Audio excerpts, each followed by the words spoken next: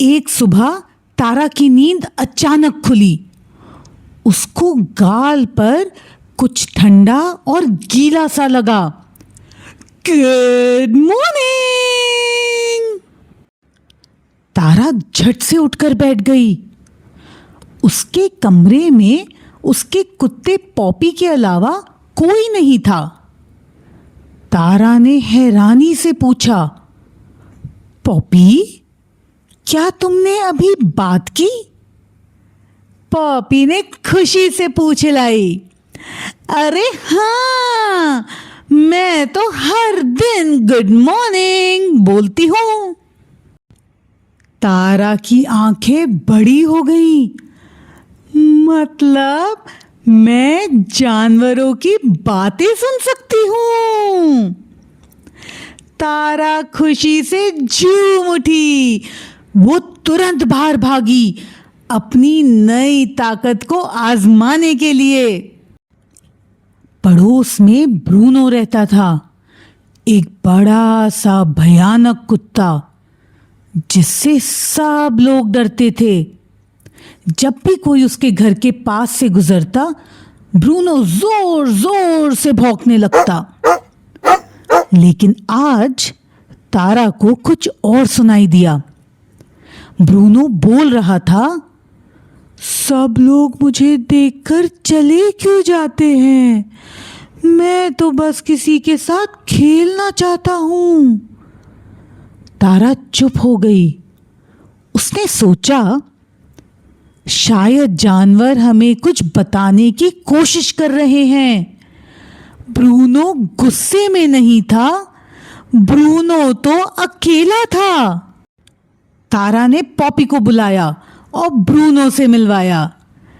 कुछ ही देर में दोनों कुत्ते आंगन में दौड़ते दौड़ते खेलने लगे।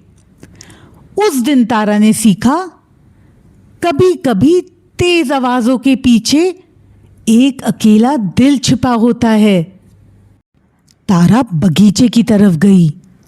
उसे एक हल्की सी बिनबिनाहट सुनाई दी। ध्यान से, फूलों पर पैर मत रखना। एक छोटी सी मधुमक्खी पीले फूल के पास उड़ रही थी। तारा डर के पीछे हट गई।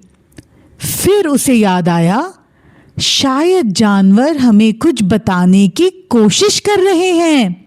मधुमक्खी धीरे से फूल पर बैठी और बोली, हम बिना वजह नहीं काटते, हम तो फूलों की मदद करते हैं ताकि वे उग सके। तारा मुस्कुराई। उस दिन तारा ने सीखा, जिन चीजों से हम डरते हैं वो कभी कभी बहुत जरूरी काम कर रही होती हैं। थोड़ी देर बाद तारा को पेड़ों के ऊपर से चहचहाहट सुनाई दी। एक चिड़िया बोली, इंसान बहुत जल्दी में रहते हैं। दूसरी बोली, उन्हें आसपास देखने का समय ही नहीं मिलता। तारा घास पर बैठ गई। पहली बार उसने हवा की सरसराहट सुनी, पत्तों को हिलते देखा, धूप में उड़ती तितलियों को देखा। सब कुछ बहुत शांत था और तारा को एक नई बात समझ आई। जब हम धीरे चलते हैं तो दुनिया हमें बहुत सुंदर बातें बताती है। अगली सुबह तारा फिर उत्साह से उठी। Good morning Poppy! पॉपी ने कहा। वह पॉपी को अब सुन नहीं सकी। उसकी जादुई शक्ति खत्म हो गई थी। लेकिन तारा दुखी नहीं हुई। वह मुस्कुराई, क्योंकि अब उसे एक खास बात पता थी।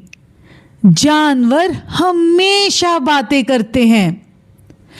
शायद अब वो उन्हें सुन नहीं सकती थी, लेकिन अब वो उन्हें समझ सकती थी।